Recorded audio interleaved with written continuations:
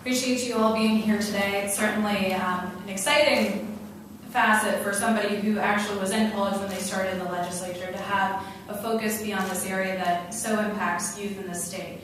So as we move forward, some of the next steps are relatively simple policy initiatives that we have discussed in the past, but that need further refining. I think that you'll agree that there's a lot in this report, but for example, we need to move forward and address policy framework for dual credit enrollment. Certainly an issue that many legislators have picked up and tried to work on, but we couldn't, without the direction and the initiative of the Chancellor's Office, have such a great report of issued recommendations to be working on. So we appreciate the College Credit Plus recommendations that have been given to us from the Chancellor's Office, and I think that you can expect that the legislature will be taking those up soon. There's also been a good deal of work in translating military training experience into college credit under the Chancellor's direction. I think that this can go further into expanding into different types of experiential learning, such as apprenticeship programs and other ways that we learn in the state.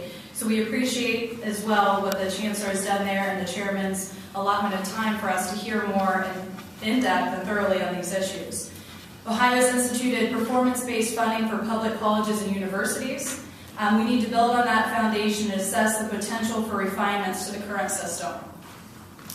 The Governor's Office of Workforce Development is engaged in developing the Ohio Means Job web portal as a single point of contact and information that will more closely link Ohio's education system to workforce needs.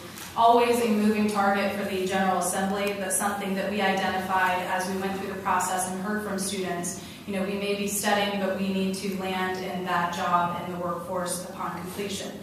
The Board of Regents is currently examining our state's teacher preparation programs, and we would hope to consider legislation that addresses improvements in how teachers are trained to deal with these types of changes and to also translate the best instruction to our students.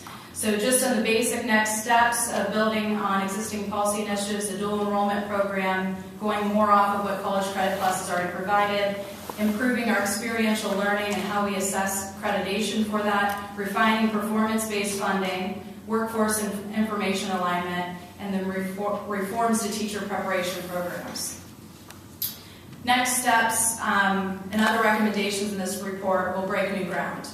If we're serious about dramatically improving Ohio's residents' educational level, we must identify the key indicators at the state level, set goals for improvement, and measure our progress. Measures such as the high school graduation rate, college remediation rate, and college persistence rate are key indicators that signal improving educational attainment. Ohio needs to more closely examine the needs of adult learners. We recommend that a task force assessing the barriers faced by adult learners could provide information for these policy initiatives. Just as Ohio has instituted performance-based state funding, we believe and we think that there is a need for studying options for performance-based financial aid. Performance-based financial aid would allow funds to be targeted to specific performance milestones known to contribute to greater persistence and completion.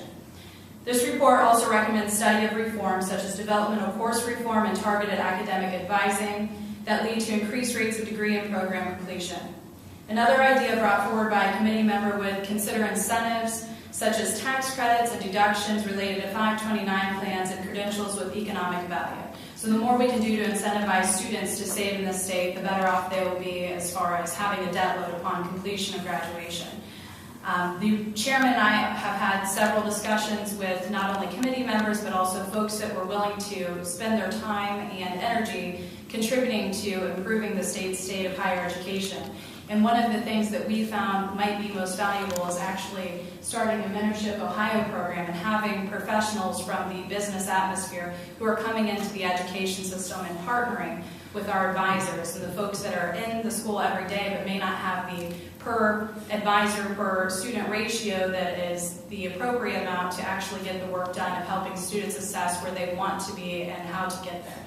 So we're happy to announce that we will be working on the details of that program in the very near future, so you'll at least see one direct policy piece coming within the next few weeks. But certainly there are a list of key measures that we're working on and hope to see growth from different legislative ideas. And we welcome anybody in this room to help contribute to that process. If you have any questions, I believe the chairman and I are ready to field those.